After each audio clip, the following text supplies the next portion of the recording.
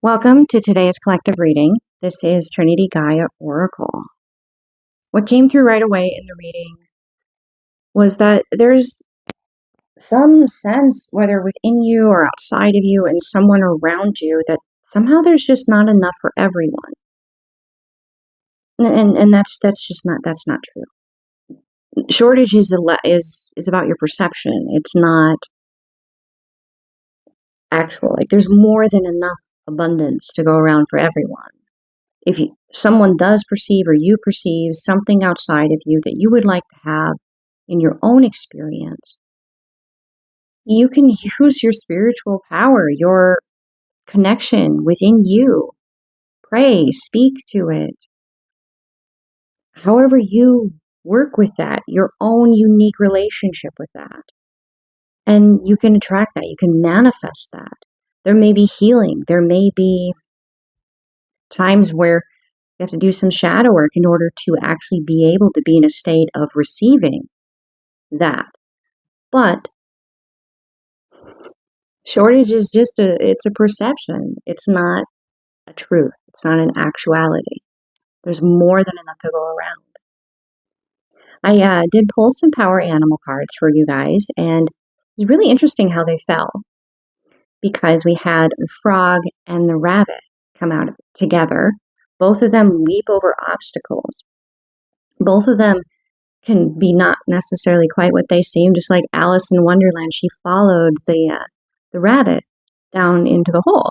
And the frog, especially in this card, it has a little faded crown that has been discarded on the ground next to it.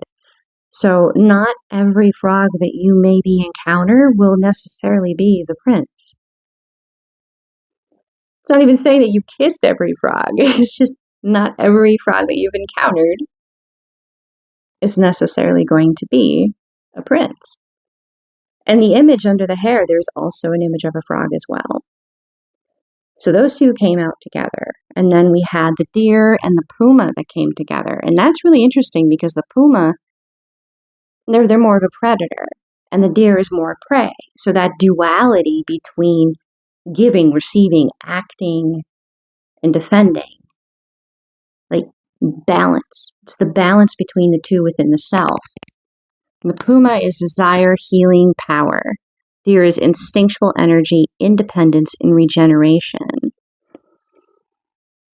And the bridging energy between both of these, where they meet, and what the central aspect that they're kind of orbiting around, is the heron, which is life, feminine energy, and renewal.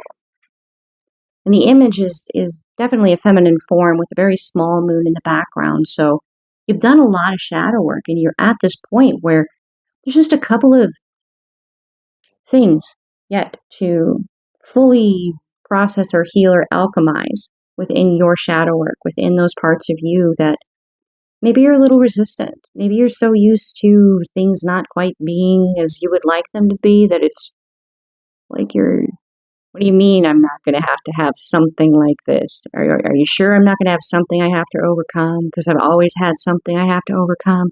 That kind of it's your normal. So there's a couple of things yet to be really looked at and allowed to change as you choose in that shadow work aspect of what you're receptive to experiencing, willing to actually allow yourself to receive.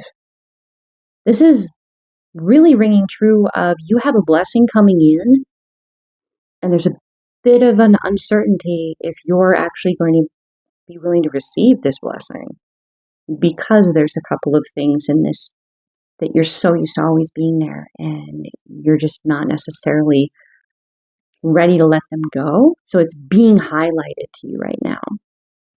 For some of you, crystals may be something that can help you work with the energy of this, that can help act as like a modulator. So if the energy is spiking and then like plummeting, it's going to help that be a little more even. Maybe when you go out for a walk and a rock kind of catches your eye, maybe that is meant to be with you. Maybe you go into a store and you just kind of spend some time with the crystals, and there's one that just for whatever reason resonate strongly with you. Trust that instinct. It's like your senses just kind of become a little more hyper aware of it versus when you touch another crystal. That kind of a deal. Because that can help you regulate those peaks and those valleys.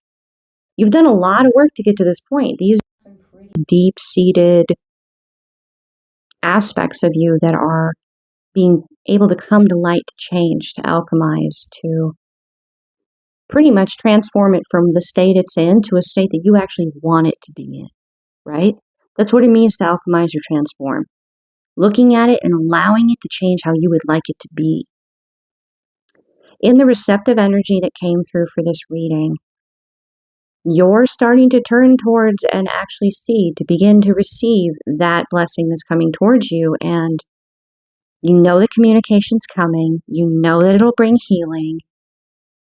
And you know that it's possible for there to be calmer waters ahead. Because we have the Eight of Wands, the Four of Swords, and the Six of Swords. You have that blessing, that pillar of light, of protection around you, because you lead the way for others as you heal yourself. Even if you don't encounter other individuals, your energy, just like in a pebble being tossed into a pond, it has a ripple effect outward from it, and it impacts other pebbles, ripples. If you were to look at it that way, we're constantly in a state of motion.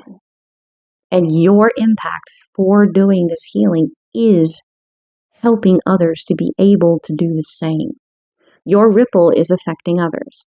So you have that protection because you are helping the universe, the divine, create balance because you're seeking balance within you.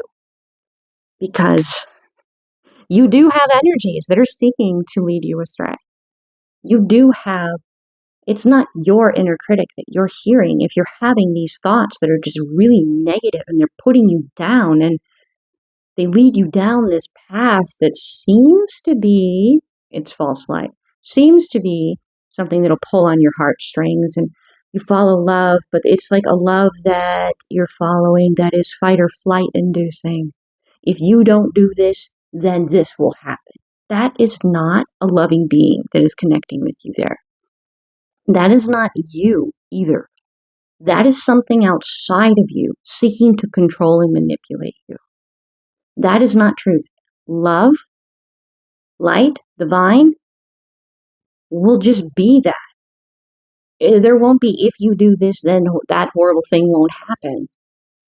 It's not an exchange. It's not a manipulation. It's not a commerce thing. You're not a currency to love. You, just being you, present.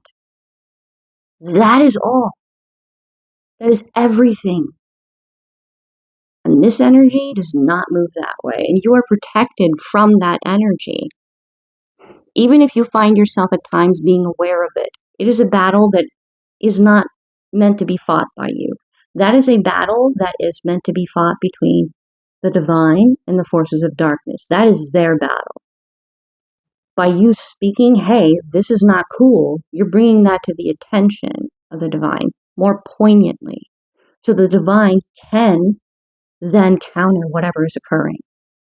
Because it's not your side of the road. It's not your side of the road. Being aware that it's not you, being aware that it is a false light, you've already done what the divine has asked you to do in being aware of that. You have already fulfilled your expectation, your role, your place as a spiritual warrior in that. And I say spiritual warrior because to even be aware of these things takes a level of courage that many do not have, because it is scary. It is. Wait, what? This is real? Huh? It is a lot. So you've already fulfilled that. This is where you're really asked to be aware of what is coming, to be receptive to that communication coming in that brings that healing, that allows the waters to be calmer. And to not worry about this energy that comes to you if it does make it through. All you have to do is highlight it, and then the divine's got it. And then it'll leave. It'll leave you alone, because wherever the light is, the darkness will recede. It's done. I might do a bit of a deeper reading for this collective after this, because there feels like there's more here for you guys.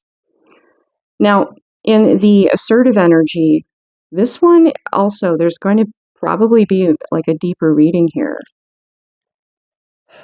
Because, speaking of that false light, what came through was that there is a masculine energy, and this could be a woman, it could be a man, but it is a masculine assertive energy.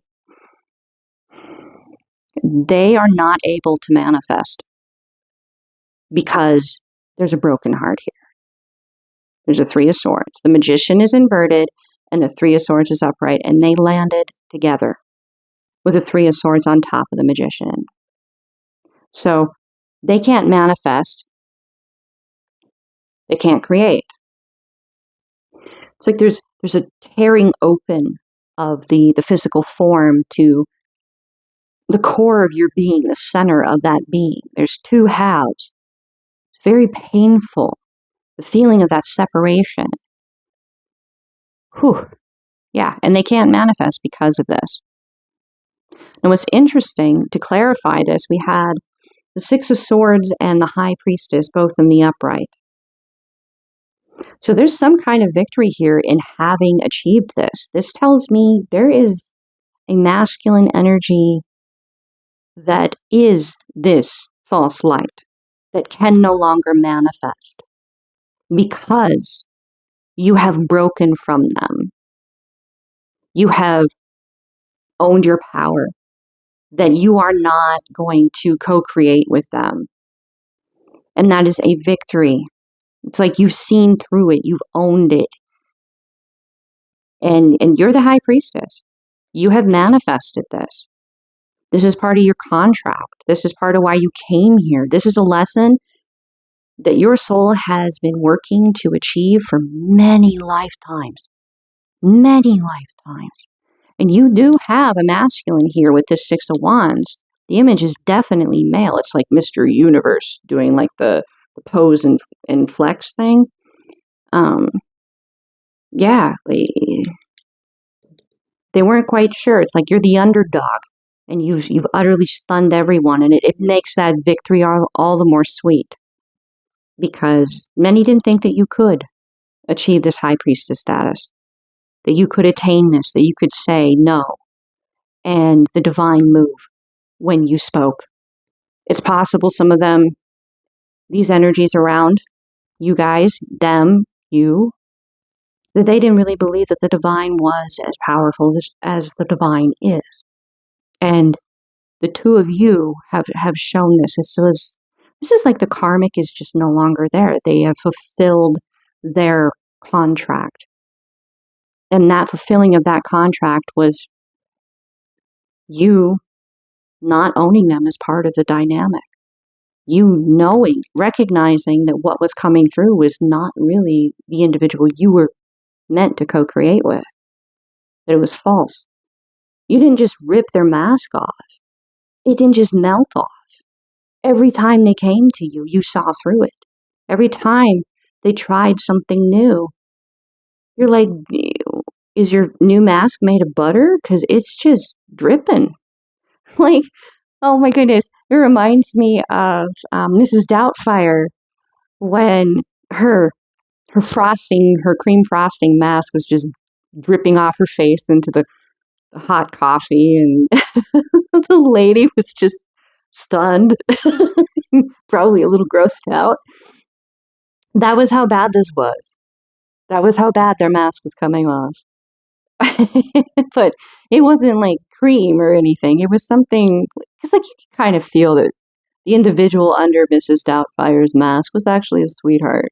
This person, they don't see the world from the perspective of abundance. All they see is what they want and what they don't have. And even if they were to attain what they wanted, it would be in taking it from someone else, and then they wouldn't be satisfied. So they would continue doing that. That is something they have identified with. And that's for the divine to work with. That is their side. That is the divine side of the road. Your side of the road, your side of the road is you know that there is abundance. And that you choose to perceive it from that way, that there's more than enough to go around. And in that relationship that you have with the divine, you know that to be true. It's just, what do you want? And then where are you going to allow the divine to surprise you? Because right here, you and this masculine energy that you're co-creating with, not the karmic. This is no longer a 3 dynamic. This is a 2 dynamic. That's not saying that you guys don't have many facets to you as individuals that you bring to the table, but you have been the underdogs and you've overcome this. And then what was really interesting, which led me to believe that there's going to be a little more to this, to kind of dive a bit more into to come if I'm guided to do another reading, diving deeper. We have the 2 of Cups and the inverted, which implies that it's a partnership that won't necessarily end up working out. However, there is a emptying of 1 cup, which is this karmic. You're not accepting this cup from the karmic. You're not accepting this cup from this individual that doesn't feel right. You're matched. You're equal to you. However, that may manifest for you. It doesn't feel right to you. So there's a dumping out of the water in that cup to receive the water in the cup from the one that you are made to co-create with. The other half, the soulmate, whatever, that you are meant to co-create with. And then I pulled some clarifiers on it, which really just seems to be pulling more and more into this karmic energy. And I don't really want to give them a whole lot of space, but they came out for a reason. So the 5 of Swords, they don't know the truth. They're not grounded. They have their feet in the air, trying to take root. They don't understand where the truth is, where the knowledge is, how to, they're living in a world that's upside down and they're not understanding why. Can you imagine walking around on your hands while everybody else is upright, walking on their feet? So confusing. And because of that, they don't have abundance coming in. So the image I'm getting here is poorly planned freeways. Just roads that go to places that make no sense. Poorly planned, confusing and poorly planned. Like chutes and ladders, which is a synchronicity with the soul evolving and growing and completing cycles. They think they're going to where they're supposed to be, but then the road goes in a way that makes no sense, and then they find themselves further away from where they wanted to be. Like, if I do this and I do that and I do this, and basically if I violate another person's free will by doing this and this and this and this, and that's as simple as you knowing that they want X, Y, or Z, and then you wishing, desiring, speaking over them to have the exact opposite that you desire for them.